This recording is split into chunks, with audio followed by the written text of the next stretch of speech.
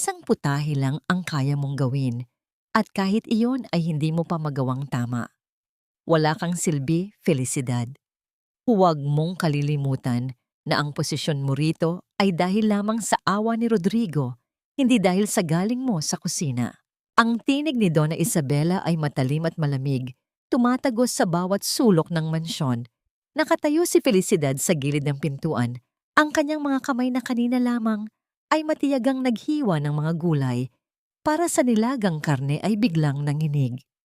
Sa kanyang mga palad, ang hawak niyang kutsarang kahoy ay tila naging napakabigat, tila isang pasanin na hindi na niya kayang dalhin.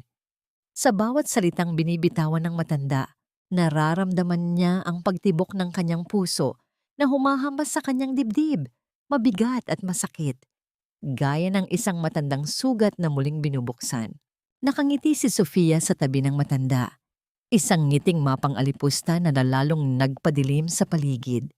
Hindi sila tumingin kay Felicidad, para bang ang babaeng nasa harap nila ay isa lamang piraso ng kasangkapan na walang pakiramdam. Ang mga katagang binitiwan ni Donna Isabela ay hindi lamang mga salita.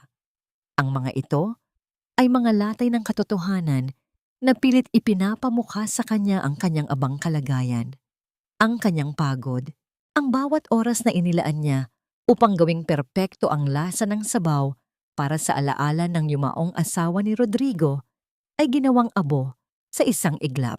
Bumagsak ang paningin ni Felicidad sa sahig. Ang kanyang lalamunan ay tuyot, tila may nakabara na kung anong matigas na bagay. Hindi siya makasagot, hindi siya makapagsalita. Ang tanging nararamdaman niya ay ang init ng mga luha na nagbabadyang pumatak sa kanyang mga pisngi, ngunit pilit niya itong pinipigil. Alam niyang, sa oras na pumatak ang isang luha, mabibigyan niya ng kasiyahan ang mga taong nasa harap niya. Ang kanyang mga daliri ay napahigpit sa pagkakahawak sa apron. Ang tela ay lukot na lukot sa ilalim ng kanyang panginginig na mga kamay. Naisip niya ang kanyang anak na wala na. Ang bawat paghihirap na dinaranas niya sa loob ng mansyong ito ay para sa isang layunin na hindi niya masabi sa sinuman. Gusto niyang maging matatag, ngunit ang paghamak na ito ay tila isang malalim na hukay na pilit siyang nilalamon. Kung ang pagiging katulong ang tanging paraan upang manatiling malapit sa katotohanan, kakayanin ba niyang lunukin ang lahat ng pangiinsulto nang hindi nawawala ang kanyang sarili? Sa gitna ng katahimikan ng kusina, habang naririnig niya ang marahas na paghampas ng kutsara ni Donna Isabela sa pinggan, isang tanong ang nananatiling nakaukit sa kanyang isipan. Hindi niya matakasan at hindi niya masagot. Sapat na nga ba ang lahat ng ito? O ang pagpapakumbaba niya ay isa lamang mahabang landas patungo sa tuluyang pagkawasak ng kanyang puso? Nabalot ng katahimikan ang buong kusina nang tuluyang lumabas sina Donna Isabela at Sofia. Ang tanging naririnig lamang ay ang mahinang pagpapakulo ng nilaga sa ibabaw ng kalan. Isang tunog na dati ay nagbibigay ng kapanatagan kay Felicidad. Ngunit ngayon ay tila isang mapait na paalala ng kanyang kawalang halaga. Dahan-dahan siyang lumapit sa lababo at hinugasan ng mga kamay. Ang bawat dampi ng malamig na tubig ay nagbibigay ng kaunting hapdi sa kanyang mga daliring namumula sa pagod. Tila bumalik ang kanyang gunita 10 taon na ang nakalilipas. Sa gitna ng pagliligpit, ang kanyang mga mata ay napadako sa isang lumang kahon na nakatago sa ilalim ng mga kagamitan sa kusina. Isang bagay na tila matagal nang nakalimutan ng sinuman sa loob ng mansyon. Nang buksan niya ito, bumungad sa kanya ang mga lumang resibo, mga piraso ng papel, at isang punit na telang seda na kulay asul. Tumigil ang pagtibok ng kanyang puso. Iyon ang tela ng damit na suot ng kanyang anak nung huling araw na nakita niya ito. Ang araw na tinupok ng apoy ang lahat ng kanyang pag-asa. Bakit nasa pagmamay-ari ng mga Andrade ang gamit ng kanyang anak? Ang bawat himaymay ng telang iyon ay nagdadala ng alaala ng isang batang humihingi ng tulong sa gitna ng usok at apoy. Ang pagkakita sa bagay na ito ay nagpabago sa buong mundo ni Felicidad. Ang dati naghihirap at mapagkumbabang kusinera ay unti-unting nakaramdam ng isang matalas na puwersa sa kanyang kalooban. Isang apoy na hindi nanggagaling sa kalan kundi mula sa kanyang sariling pagkatao na dati ay nakabaon sa dusa. Ang bawat detalye ng nakaraan ay nagsimulang magtagpi-tagpi. Ang mga salitang narinig niya kanina mula kay Donna Isabella tungkol sa paglilinis ng kasaysayan ay hindi na lamang basta pang-iinsulto. Ito ay isang pagtatapat. Ang yaman ng mga Andrade ay nakatuntong sa mga abo ng mga taong tulad niya. Habang hinihimas niya ang punit na seda, isang pait ang bumalot sa kanyang buong pagkatao. Hindi na ito ang pait ng isang alipin, kundi ang pait ng isang taong handang maghintay para sa tamang panahon ng pagbubunyag. Nabalik lamang ang diwa ni Felicidad nang marinig niya ang malakas na yabag ng mga paa ni Bernardo papalapit sa kusina. Agad niyang itinago ang kahon sa ilalim ng kanyang apron. Ang kanyang puso ay naghahabulan sa takot at galit. Humarap siya sa pintuan na may pilit na ngiti. Ngunit sa kalooban niya, ang isang desisyon ay nabuo na. Hindi na siya ang babaeng luluhod lamang para sa isang piraso ng tinapay. Habang nakatingin siya sa maliit na bata na tila may takot sa bawat hakbang, isang katanungan ang bumabagabag sa kanya. Kung alam ni Bernardo ang tunay na nangyari sa kanyang pamilya, kakampi ba siya sa katotohanan o susunod din siya sa agos ng kasinungalingang kinagisnan niya sa loob ng mansyong ito? Pumasok si Bernardo sa kusina. Ang kanyang maliliit na balikat ay bahagyang nakayuko na tila may pasan na mabigat na pasanin. Ang kanyang mga mata na dati ay puno ng kislap ay ngayon ay nanlalamlam at laging naghahanap ng kumpas kung ano ang tama at mali. Nakita ni Felicidad ang pagkabalisa ng bata, ang paraan ng pagtingin nito sa mga pagkain sa mesa na tila isang banta sa halip na sustansya. Alam niyang sa bawat subo ni Bernardo, ang mapait na lasa ng mga sangkap na pinili ni Sofia ang nanunuot sa kanyang lalamunan. Isang paraan ng pagkontrol na ginawa nilang bahagi ng pang-araw-araw na buhay ng bata. Lumapit si Felicidad. Ang kanyang mga galaw ay banayad at maingat. Parang humahawak ng isang marupok na kristal. Hindi niya pinilit ang bata na kumain. Sa halip, inilabas niya mula sa kanyang bulsa ang isang maliit na tinapay na hugis bituin, na niluto niya ng may pagmamahal at kakaibang timpla ng pulot pukyutan at kaunting kanila. Inilapag niya ito sa harap ni Bernardo, hindi bilang isang utos, kundi bilang isang alok ng kapayapaan. Tumingin si Bernardo sa tinapay. Pagkatapos ay tumingin sa labas ng pintuan ng kusina. Tila natatakot na baka may nakamasid. Ang kanyang mga kamay ay nanginginig nang abutin niya ang tinapay. Nang kagatin niya ito, ang kanyang mga mata ay nanlaki. Ito ay hindi lasang mapait na gamot o malamig na natirang pagkain. Ito ay lasang tahanan, lasang pag-aaruga na matagal na niyang kinalimutan. Isang mahinang pagngiti ang sumilay sa kanyang mga labi. Ngunit mabilis din itong napawi nang maalala niya ang mahigpit na bilin ni Sofia. Napansin ni Felicidad ang tunggalian sa damdamin ng bata. Ang paglaban sa pagitan ng gutom na katawan at ng takot na isinaksak sa kanyang murang isipan. Dahan-dahan niyang hinawakan ang kamay ni Bernardo. Ang kanyang mga daliri ay mainit at nagbibigay ng kapanatagan. Sa sandaling iyon, ang pagitan nilang dalawa ay tila naglaho. Hindi na sila basta alipin at amo, kundi 2 taong kapwa biktima ng parehong malupit na kamay na humahawak sa mansyong ito. Ngunit ang katahimikan ay nabasag nang marinig nila ang matatalim na yabag ng mga sakong papalapit. Si Sofia, ang kanyang anino, ay naunang pumasok sa kusina. Ang kanyang mukha ay puno ng pagkamuhi nang makita ang bata na hawak ang tinapay ni Felicidad.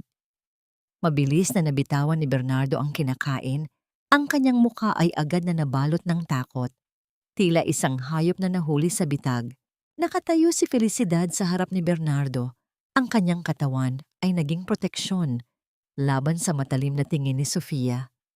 Ramdam niya ang kaba ni Bernardo sa kanyang likuran, ang mabilis na pagtibok ng puso nito na tila isang tambol ng babala.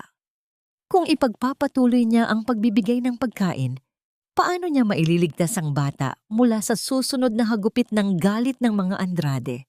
Ano sa tingin mo ang ginagawa mo, Felicidad? Binabalak mo bang lasunin ng bata o sinasanay mo lang siyang maging suwail? Ang boses ni Sofia ay parang talim na humiwa sa hangin, kasabay ng malakas na paghampas ng kanyang kamay sa mesa. Napatalon si Bernardo sa gulat, agad na nagtago sa likod ni Felicidad. Ramdam ng babae ang panginginig ng maliit na katawan ng bata. Isang panginginig na nagsasabing ito ay hindi unang beses na nakaranas ng pagbabanta. Hindi sumagot si Felicidad, na natiling matigas ang kanyang tayo. Bagaman, sa loob-loob niya ay nag-aalab ang kagustuhang sumigaw pabalik. Lumapit si Sofia. Ang kanyang pabango ay tila sumakal sa hanging nilalanghap nila. Tiningnan niya ang tinapay na nahulog sa sahig. Pagkatapos ay tumingin siya kay Felicidad nang may halong pagkutya. Sa susunod na makita kitang nagbibigay ng kahit ano sa batang ito nang wala ang aking permiso, sisiguraduhin kong hindi mo na makikita ang labasan ng mansyong ito. Ang pamilyang Andrade ay hindi kailangan ng isang kusinerang nagmamagaling. Umalis si Sofia nang may taas noo. Iniwan silang dalawa sa kusina na tila may naiwang bakas ng lason sa paligid. Nang masiguro ni Felicidad na malayo na ang babae, dahan-dahan niyang hinarap si Bernardo. Ang bata ay nakatingin sa sahig. Ang kanyang mga mata ay puno ng lungkot na hindi nararapat para sa kanyang edad. Dito, ang bawat galaw ay sinusuri. Ang bawat ngiti ay binabantayan at ang bawat piraso ng pagkain ay nagiging instrument ng pagkontrol. Nang gabing iyon, habang naglilinis ng kusina, narinig ni Felicidad ang boses ni Donna Isabela mula sa sala. Kausap ang ama ng bata. Rodrigo, kailangan nating maging mahigpit. Ang babaeng iyon, si Felicidad, ay may masamang impluwensya sa bata. Napansin ko ang pagbabago sa ugali ni Bernardo at naniniwala akong may ginagawa siyang hindi mabuti sa pagkain nito. Para sa kaligtasan ng pamilya, baka oras na para palitan siya. Ang mga salitang iyon ay isang matalim na gaslighting. Alam ni Felicidad na ang totoo ay takot si Isabela na mawala ang kontrol niya kay Bernardo. Kung mawawala ang takot sa bata, mawawala ang kapangyarihan ng matanda sa yaman ng pamilya. Habang nakikinig siya sa bawat kasinungalingan, ramdam ni Felicidad ang unti-unting pagbigat ng kanyang loob. Ang laban ay hindi na lamang para sa kanyang trabaho. Ito ay laban para sa kaluluwa ng isang batang inosente na natili siyang nakatayo sa dilim ng kusina. Ang bawat anino ay tila nakikinig sa kanyang malalim na paghinga. Kung siya ay aalis, may iwan si Bernardo sa mga kamay ng mga taong unti-unting pumapatay sa pagkatao nito. Ngunit kung mananatili siya, handa ba siyang harapin ang lahat ng kasinungalingan na ihahain ng mga Andrade upang sirain siya? Nabalot ng kaba ang buong mansyon sa sumunod na mga araw, ngunit hindi nagpatinag si Felicidad. Sa bawat pagbukas ng kalan, sa bawat paghiwa niya ng mga sangkap, isinasalin niya ang kanyang buong pagkatao sa paggawa ng pagkain na hindi lamang pampalusog, kundi may dalang mensahe ng katapatan. Alam niyang binabantayan siya ni Sofia, kaya gumamit siya ng paraan na tanging siya at si Bernardo lamang ang makakaunawa. Sa loob ng kanyang mga niluluto, sinimulan niyang isama ang mga gulay at pampalasa na madalas gamitin ng yumaong ina ni Bernardo. Iyon ang paraan upang gisingin ang natutulog na alaala ng bata. Noong hapong yon, habang inihahain niya ang isang simpleng lugaw na may tinadtad na manok at luya, Nakita niya ang pagbabago sa kilos ni Bernardo. Amoy pa lamang ng pagkain, huminto ang bata sa kanyang paglalaro at tumingin sa mangkok nang may pagkamangha. Nang unang sumubo si Bernardo, ang kanyang mga mata ay nanlabo sa luha. Hindi ito dahil sa pait, kundi dahil sa pamilyar na lasa na nagbalik sa kanya sa mga panahong ligtas pa siya at puno ng pagmamahal. Tumingin siya kay Felicidad at sa sandaling iyon, ang bata ay hindi na nagtatanong kung bawal ba ito. Ang kanyang mga mata ay nagsusumamo, humihingi ng karagdagang pag-aaruga na matagal na niyang ipinagkait sa kanyang sarili. Sa kabilang banda, napansin ni Rodrigo ang pagbabago. Hindi na kasing tahimik at kasing lungkot ni Bernardo. Ang bata ay nagsimula ng ngumiti, kahit nasa harap ng kanyang ama. Ngunit ang bawat ngiti ni Bernardo ay nagdadala ng panganib kay Felicidad. Alam niyang ang pagbabagong ito ay hindi ikagagalak ni Donna Isabela. Sa bawat pagkakataong makita ng matanda ang saya sa mukha ng apo, ang kanyang mga mata ay lalong nagiging matalim at puno ng masamang balak. Habang naglilinis ng mga plato sa lababo, naramdaman ni Felicidad ang presensya ng isang tao sa likuran niya. Paglingon niya, nakikita niya si Rodrigo na nakatingin sa kanya ng may pagtataka.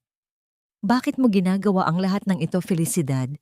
Hindi mo naman kailangang maging higit pa sa isang kusinera. Ang boses ni Rodrigo ay puno ng pagdududa.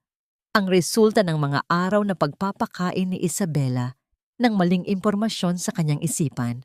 Pinunasan ni Felicidad ang kanyang mga kamay sa kanyang apron. Ang kanyang tingin ay diretso at puno ng katapatan. Hindi lang po pagkain ang inihahain ko, Sir Rodrigo. Inihahain ko ang pagkakataon para mahanap ulit ng batang ito ang kanyang sarili. Isang sandali ng katahimikan ang bumalot sa pagitan nilang dalawa. Isang tensyong hindi masabi sa salita, ngunit ramdam sa bawat tibok ng puso. Umalis si Rodrigo nang hindi na sumasagot. Ngunit ang kanyang mga mata ay hindi na kasing lamig ng dati. Habang naiwan si Felicidad, isang katanungan ang pumasok sa kanyang isipan. Sapat na ba ang pagmamahal sa pagkain para mapukaw ang isang amang matagal nang nakakulong sa anino ng kanyang sariling ina? Ang masayang sandali ni Bernardo ay tila isang mitya na nagpasiklab sa galit na matagal nang kinikimkim ni Sofia. Kinabukasan, habang abala si Felicidad sa paghahanda ng merienda, biglang pumasok si Sofia sa kusina. Sa kanyang mga kamay ay hawak ang isang maliit na lalagyan na kinuha niya sa silid ni Bernardo. Isang mabagsik na ngisi ang gumuhit sa kanyang mga labi. Isang ngising may kasamang malupit na pagtatagumpay. Akala mo ba ay hindi ko mapapansin ang mga ginagawa mo? Ang mga alaala na sinusubukan mong ibalik sa bata. Wika ni Sofia habang itinapon ang lalagyan sa sahig.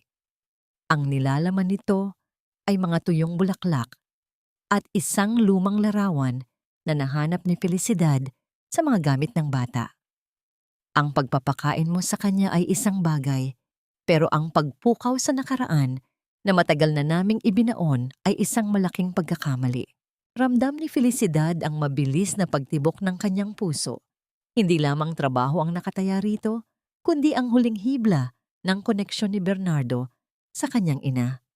Hindi ko po sinusubukang ibalik ang nakaraan, Ma'am Sofia. Sinusubukan ko lang pong bigyan siya ng lakas ng loob na mabuhay ng masaya. Sagot ni Felicidad. Ang boses ay pilit na pinatatag kahit nanginginig na ang kanyang mga tuhod. Lakas ng loob o pagre-rebelde? Mabilis na lumapit si Sofia, ang kanyang mga kuko ay tila ibinaon sa balikat ni Felicidad. Isang beses pa kitang makitang nagbibigay ng kahit anong bagay sa batang yon na hindi galing sa akin. Sisiguraduhin kong sa labas ng mansyong ito ka matutulog. At huwag mong isiping kakampi sa'yo si Rodrigo. Sa huli, ang pamilya pa rin ang kanyang papanigan. Umalis si Sofia. Iniwan si Felicidad na nanginginig sa gitna ng kusina. Ang banta ay hindi na lamang salita. Ito ay isang pader na pilit na inilalayo si Bernardo sa kahit anong liwanag. Nang sandaling iyon, ang pinto ng kusina ay bahagyang bumukas. Doon, nakatayo si Bernardo. Nakita ang lahat. Ang kanyang mga mata ay hindi na lamang takot. Ito ay puno ng pagkamuhi sa babaeng nagpapanggap na nagmamalasakit sa kanya. Hindi man nakapagsalita ang bata, ang pagyakap nito sa binti ni Felicidad ay nagsilbing isang huling pag-asa. Ngunit sa labas, narinig ni Felicidad ang mga yabag ni Donna Isabela na papalapit. Alam niyang ito na ang sandaling pinakakatakutan niya. Ang oras ng pagpapasya. Lalaban ba siya para sa bata? O hahayaan na lamang niya ang sarili na mapalayas? Dala ang lihim na maaring magwasak sa mga Andrade.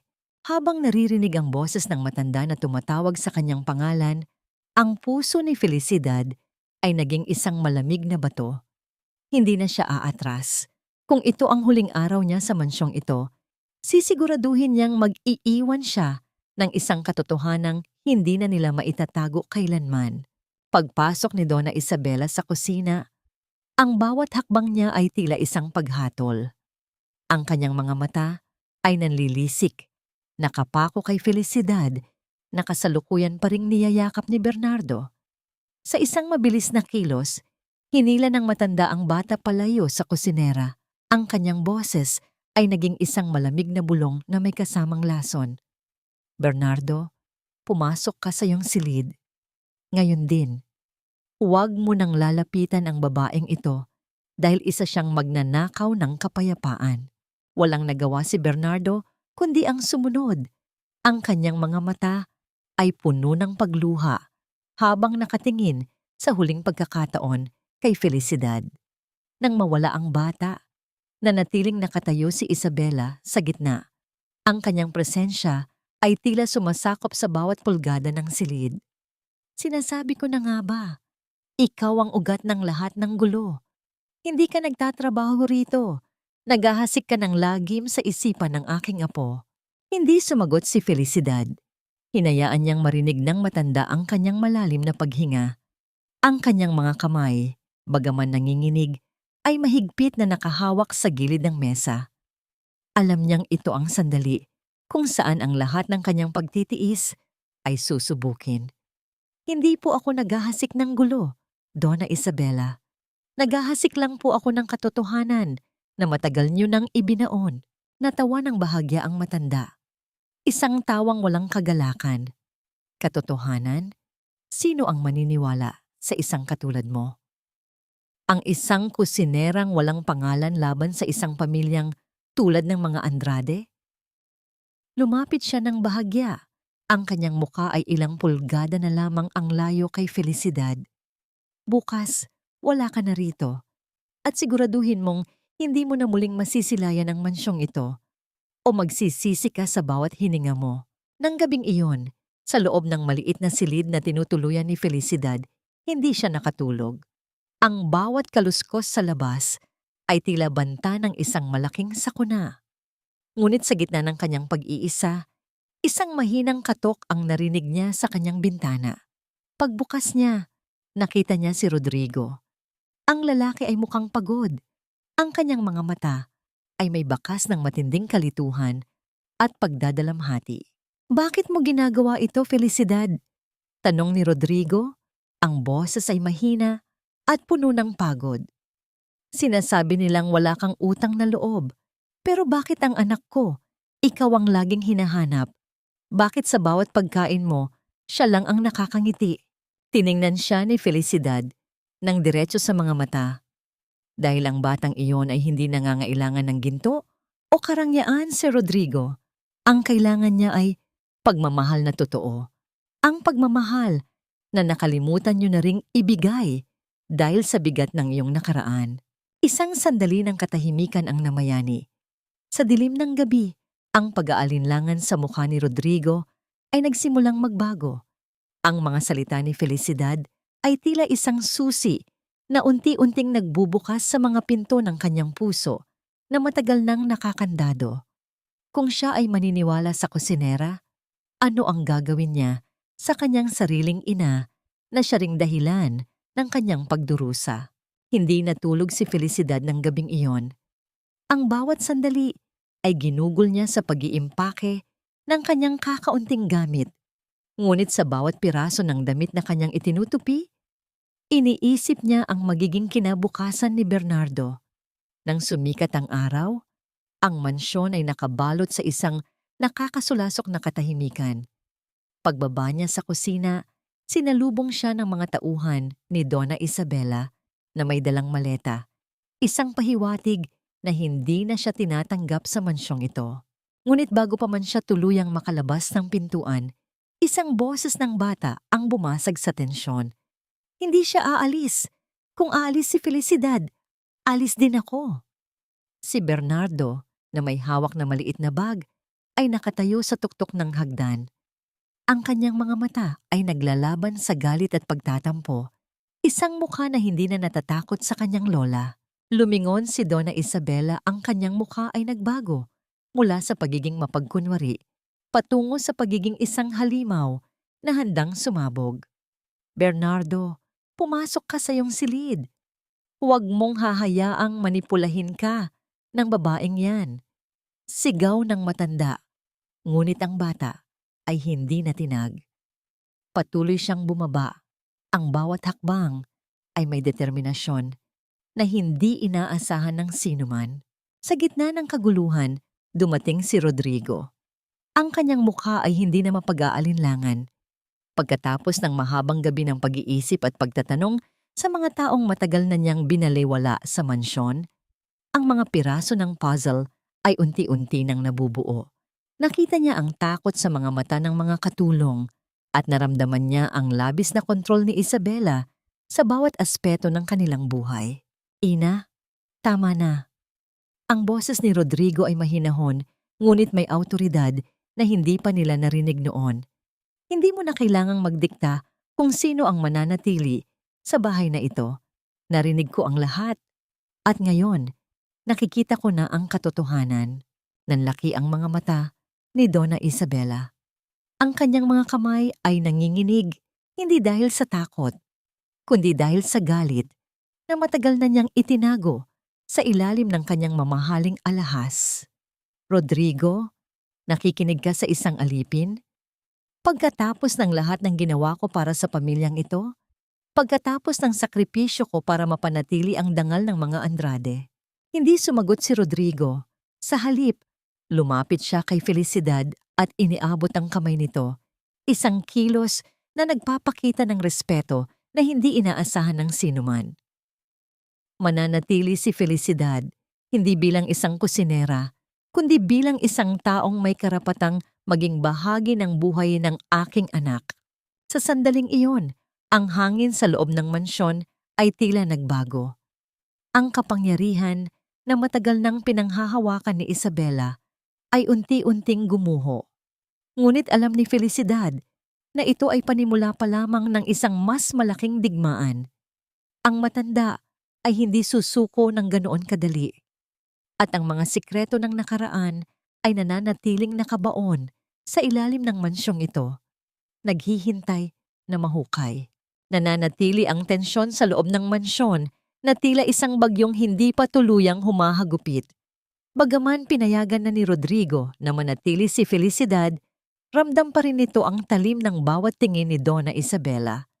Sa bawat paglakad niya sa pasilyo, tila ang bawat anino ay may kaakibat na panganib. Ngunit sa pagkakataong ito, hindi na siya nagtatago. Sa kanyang isipan, ang bawat hakbang ay isang paghahanda para sa nalalapit na paglalantad ng katotohanan.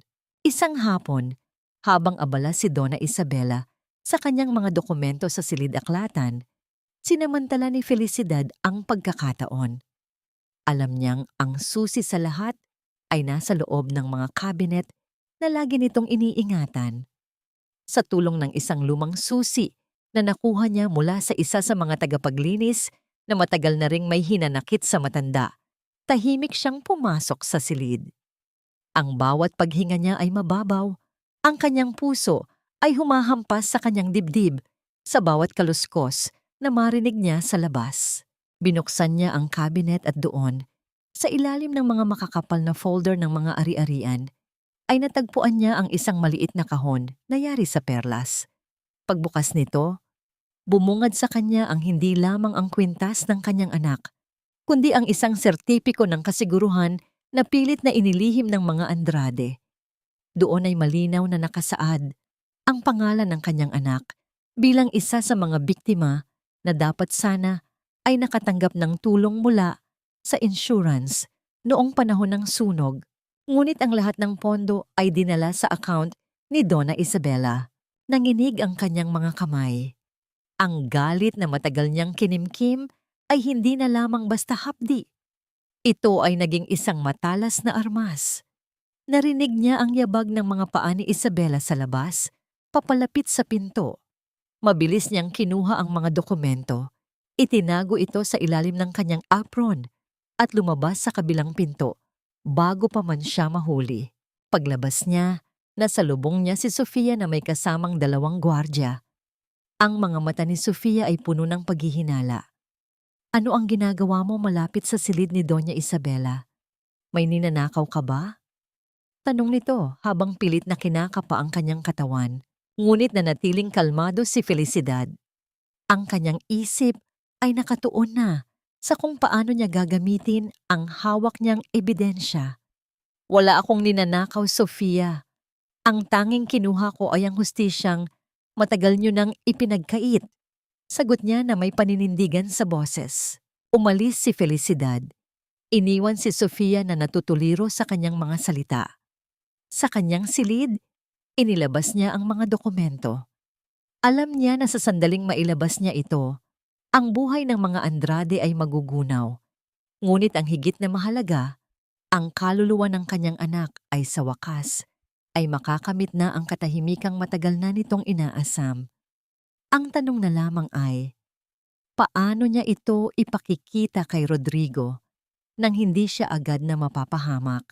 Nang makita ni Sofia ang punit na seda na nakatago sa ilalim ng una ni Felicidad, ang kanyang mga mata ay nanliit sa galit. Hindi na siya nagdalawang isip. Magnanakaw! Ipinasok namin siya bilang kawanggawa. At heto, ninanakawan niya ang mansyong ito ng mga sentimental na kagamitan. Sigaw ni Sofia, ang boses ay sadyang pinalakas upang marinig ng mga tauhan sa loob ng bahay.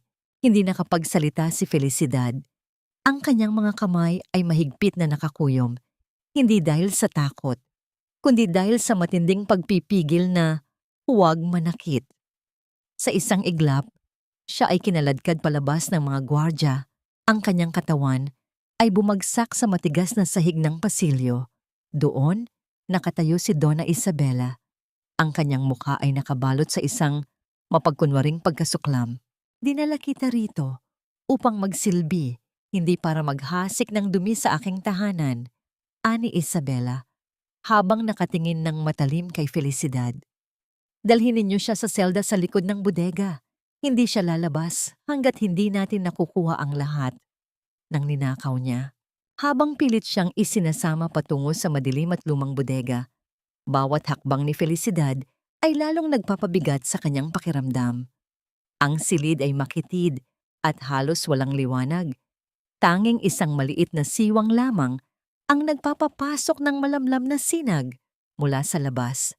Doon siya iniwang mag-isa kasama ang katahimikan, malamig na hangin at ang mga alaala ng kanyang anak na paulit-ulit bumabalik sa kanyang isipan.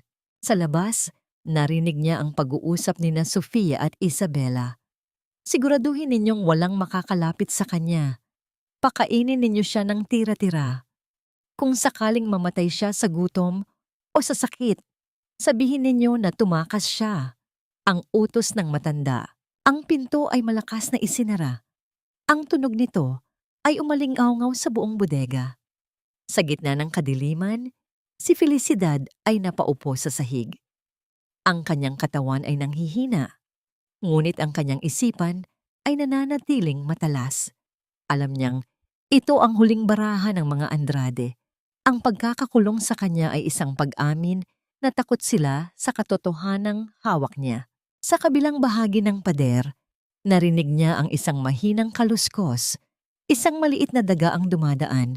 Ngunit sa paningin ni Felicidad, ito ay hindi lamang isang hayop. Ito ay isang paalala na kahit sa pinakamababa at madilim na lugar, may buhay na patuloy na kumikilos. Inilabas niya ang maliit na piraso ng papel na naisulat niya bago siya mahuli, isang liham para kay Bernardo. Kung hindi man siya makalabas dito ng buhay, ang liham na ito ang magsisilbing katarungan. Ngunit paano niya ito ipapadala sa labas nang hindi siya nakikita ng mga gwardyang nagbabantay? Ang bawat paghinga niya ay naging isang panalangin. Ang bawat segundo sa loob ng selda ay isang hakbang palapit sa isang panganib na maaari niyang ikamatay. Sa gitna ng kadiliman ng bodega, ang bawat oras ay tila isang taon. Ang tanging liwanag na pumapasok sa maliit na siwang ng pinto ay ang tanging batayan ni Felicidad sa paglipas ng panahon. Gutom at pagod ang kanyang nararamdaman, ngunit mas matindi ang gutom ng kanyang puso para sa katarungan. Sa ilalim ng kanyang dumidumihan na apron, itinago niya ang liham na isinulat niya para kay Bernardo, ang tanging pag-asa upang mabuksan ang mga mata ng bata. Narinig niya ang mga yabag ng paa sa labas. Si Mang Bert, ang matandang tagapaglinis ng hardin na dati niyang tinulungan nang magkasakit ang asawa nito, ay nagdadala ng tubig. Ramdam ni Felicidad ang presensya nito sa kabilang panig ng pinto. Sa halip na humingi ng saklolo, bumulong siya ng mahina. Mang Bert, pakiusap. Ang liham na ito, dalhin mo kay Bernardo. Huwag mong ipapakita sa kanino mang tauhan ni Donna Isabela. Ito ang tanging paraan para malaman niya ang totoo. Sandaling tumigil ang mga yabag. May kaunting takot sa hangin, ngunit alam ni Felicidad na ang utang na loob ay isang malalim na ugat sa mga taong tulad ni Mang Bert. Felicidad, mapanganib ito. Bulong ng matanda. Ang boses ay nanginginig sa kaba. Ngunit, utang ko ang buhay ng asawa ko sa'yo. Gagawin ko ito. Naramdaman ni Felicidad ang pagdausdos ng papel sa ilalim ng pinto. Isang manipis na papel, ngunit may dalang bigat ng katotohanan na kayang magpabagsak sa mga Andrade. Sa sumunod na 2 araw, nanatiling nakakulong si Felicidad. Ang kanyang katawan ay humihina, ngunit ang kanyang diwa ay nakatutok sa mansyon. Alam niyang kapag nabasa ni Bernardo ang liham, hindi na ito mananatiling tahimik. Sa loob ng silid ni Bernardo, nakuha ng bata ang papel. Habang binabasa ang bawat salita, ang kanyang mga mata ay nanlaki. Ang mga alaala ng sunog, ang pagkamatay ng kanyang ina, at ang mapait na katotohanang ibinubulong ni Isabela sa kanyang tenga ay nagkaroon ng malinaw na anyo. Ang galit na dati ay isang nakatagong apoy ay naging isang sumasabog na bulkan. Hindi na siya umiyak. Sa halip, tumayo siya at lumabas ng silid nang may tapang na hindi nakita ng sinuman. Diretso siyang naglakad patungo sa hapagkainan kung saan kasalukuyang nag-aalmusal sina Donna Isabela at Sofia. Ang bawat hakbang ng bata ay may tunog ng hustisya. Sa harap ng kanyang ama, inilapag ni Bernardo ang sulat ni Felicidad. Ama, basahin mo ito.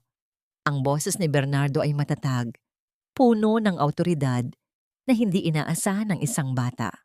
Nang mabasa ni Rodrigo ang liham, ang kanyang mukha ay nagbago mula sa pagkalito patungo sa matinding galit. Ang bawat dokumento, ang bawat pagsisinungaling, at ang pagkakakulong kay Felicidad ay bumuo ng isang malinaw na larawan ng kasamaan. Tumayo si Rodrigo, ang kanyang mga kamay ay nanginginig sa galit. Hindi na niya tiningnan ang kanyang ina.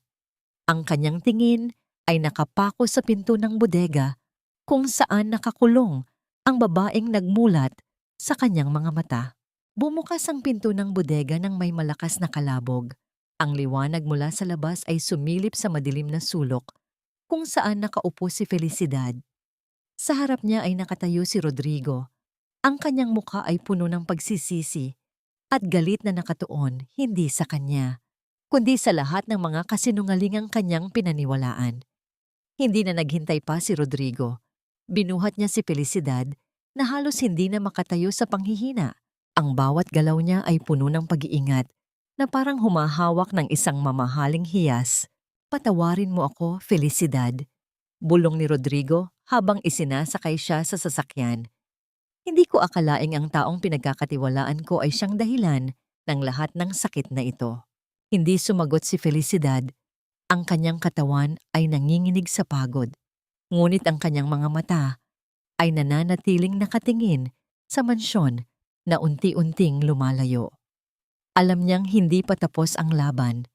Habang nasa biyahe, ipinakita ni Rodrigo ang mga dokumentong nakolekta niya mula sa mga nakatagong account ng kanyang ina, mga resibong nagpapatunay sa paglustay ng pondo ng insurance at ang mga pekeng ulat tungkol sa sunog na sadyang iniba upang palabasing aksidente ang lahat. Pagbalik nila sa mansyon, hindi na si Rodrigo ang lalaking madaling madala ng salita. Kasama ang mga awtoridad at si Lola Rosa, ang dating tagapangalaga ng mansyon na matagal nang nagtatago ng lihim, hinarap nila si Donna Isabela sa sala.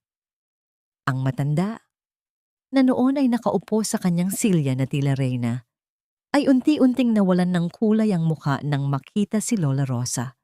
"Rosa? Akala ko ay matagal ka nang wala rito." Ang boses ni Isabela ay nanginginig. "Dito lang ako, Doña Isabela. Naghihintay ng pagkakataong mailabas ang katotohanan," sagot ni Lola Rosa. Ang kanyang boses ay matatag at puno ng pagkapuot. Inilabas niya ang isang lumang talaarawan na naglalaman ng mga petsa at pangyayari noong gabi ng sunog. Habang binabasa ni Rodrigo ang mga detalye, ang bawat salita ay parang suntok sa kanyang sikmura. Si Sofia, sa kabilang banda, ay sinusubukang tumakas, ngunit hinarangan siya ng mga gwardya na inutusan na ni Rodrigo. Ang bawat maskara ay unti-unting natatanggal.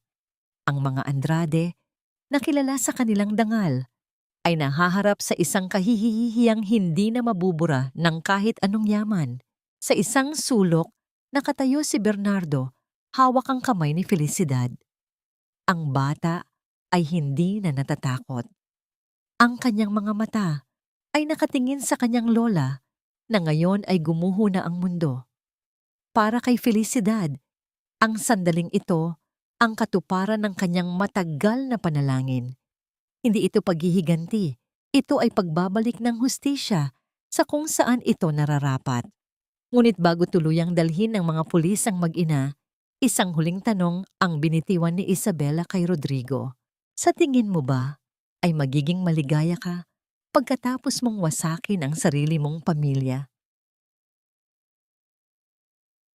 Tumayo si Rodrigo, humarap sa kanyang ina at sumagot ng may katatagan. "Winasak mo ang pamilyang ito nang piliin mong unahin ang kasakiman kaysa sa tao. Ngayon, oras na para ayusin ang lahat, kahit na kailangan nating magsimula sa wala." Ang araw ng pagtutuos ay dumating sa anyo ng isang marangyang piging na orihinal na binalak ni Donna Isabela upang ipagdiwang ang kanyang kapangyarihan.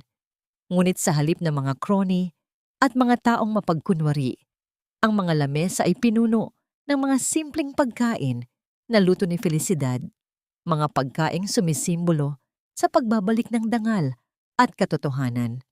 Ang mga bisita na binubuo ng mga tauhan ng mansyon na matagal na inapi ay nakaupo ng may pag-asa. Sa gitna ng bulwagan, inilabas ni Felicidad ang mga pinggan na inihanda niya para sa mga Andrade. Sa bawat hapag, may nakalagay na maliit na talaan. Ang mga ulat ng insurance na ninakaw, ang mga bayad sa doktor na hindi napunta kay Bernardo, at ang mga liham na pilit na pinigil. Ang mga bisita ay tahimik na nagbabasa. Ang bawat salita ay tumatagos sa kanilang mga konsensya. Si Donna Isabela, na nakakulong na sa kanyang sariling pride, ay pilit pa ring sumisigaw ng kanyang mga katwiran. Ang lahat ng ito ay paninira. Ako ang bumuo ng pangalang Andrade.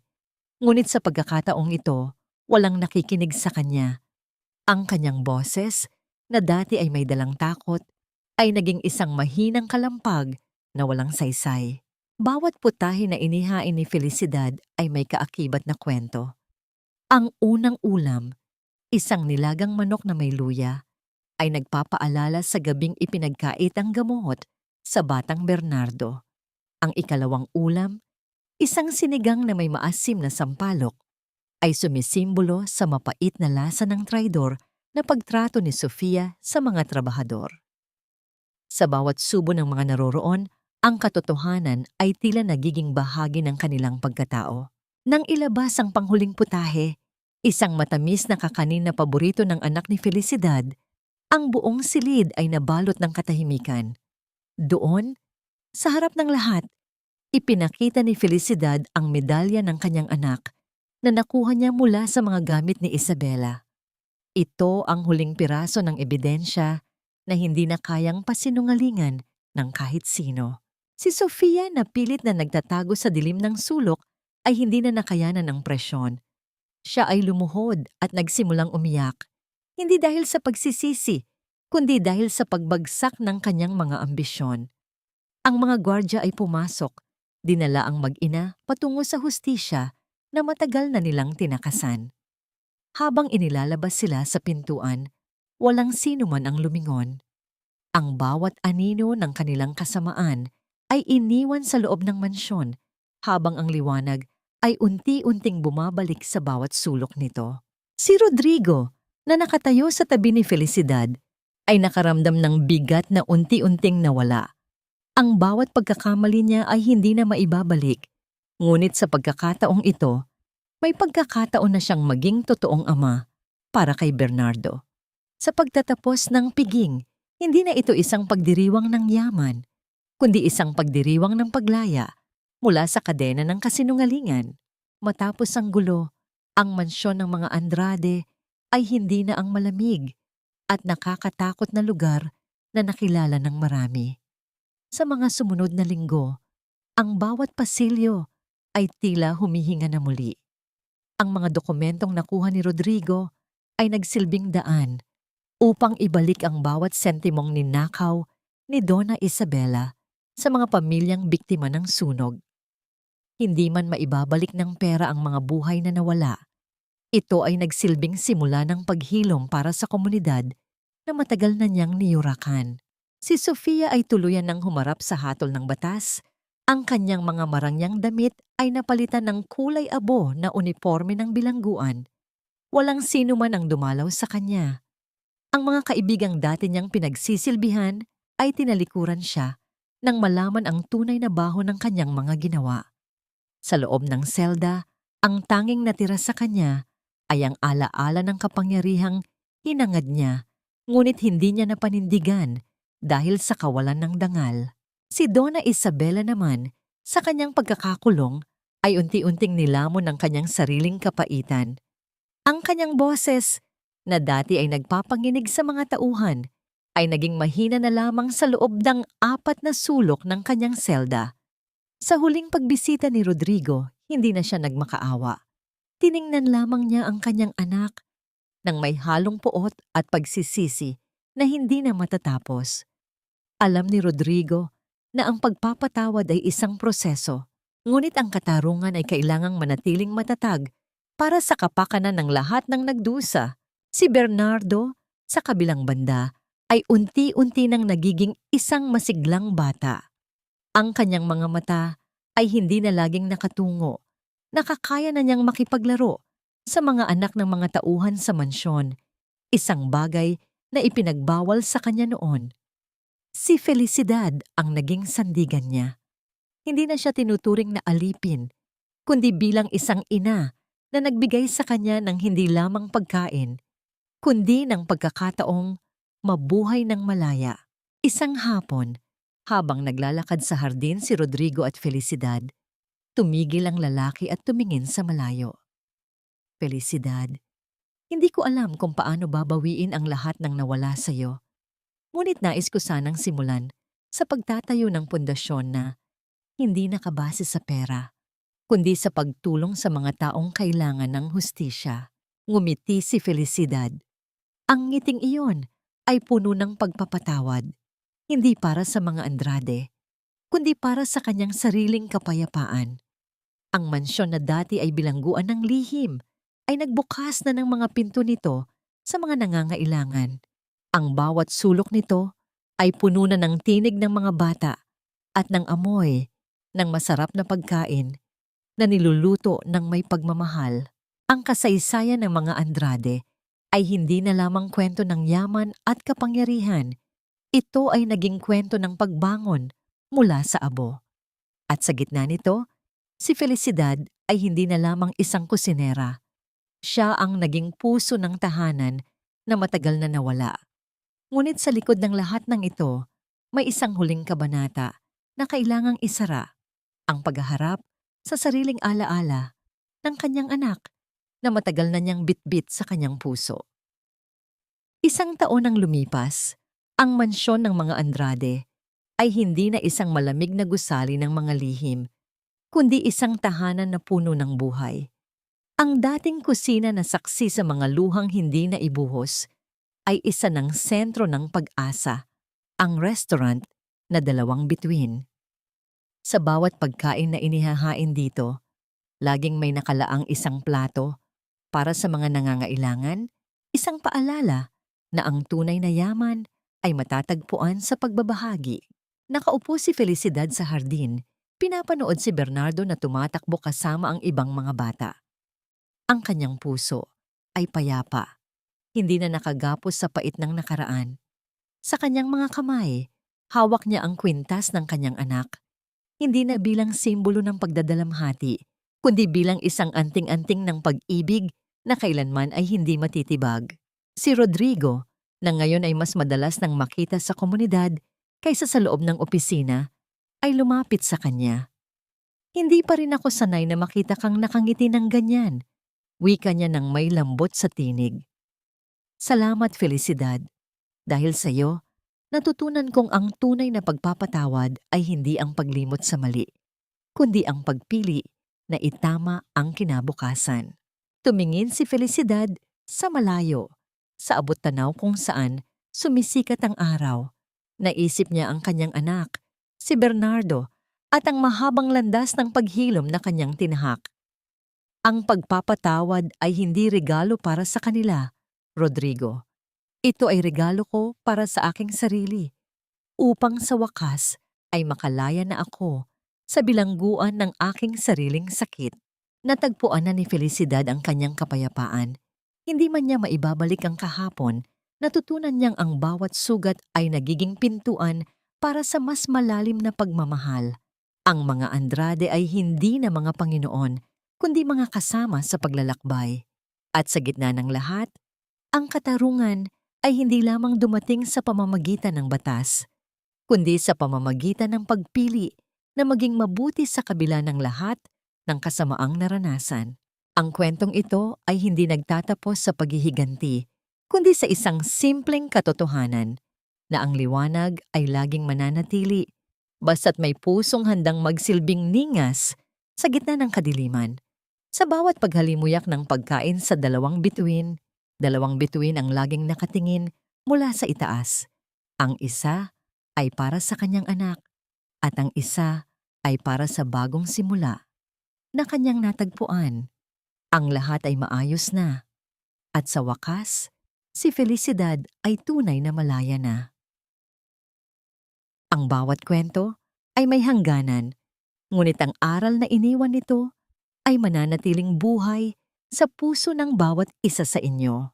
Maraming salamat sa inyong paglalakbay kasama ko hanggang sa huling pahina ng kwentong ito. Hindi madaling isulat ang bawat pagdurusa ni Felicidad. Bawat patak ng luha niya sa mga pahinang ito ay naramdaman ko rin, lalo na noong mga sandaling kinailangan niyang magpatawad sa kabila ng lahat ng sakit.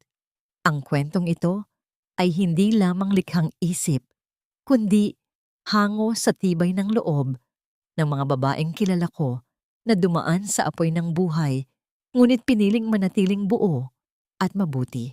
Nais kong ipaalala na ang tunay na lakas ay hindi nasusukat sa kung gaano tayo kagaling gumanti, kundi sa kung gaano tayo katapang na pumili ng kapayapaan sa gitna ng unos. Ang bawat sugat na dinanas natin ay nagiging binhi ng isang mas matatag na pagkatao, at ang bawat liwanag na ating ibinabahagi ay nagsisilbing ningas na nagpapainit sa mundong minsan ay naging malamig. Sa inyong palagay, kung kayo ang nasa katayuan ni Felicidad, kaya niyo rin bang piliing magpatawad at magsimulang muli? O mas matimbang ba ang katarungan na kailangang makamit sa pamamagitan ng pagpaparusa? Nais kong malaman ang inyong saloobin tungkol sa naging desisyon niya sa huli. Sana ay nag-iwan ng marka ang kwentong ito sa inyong mga puso.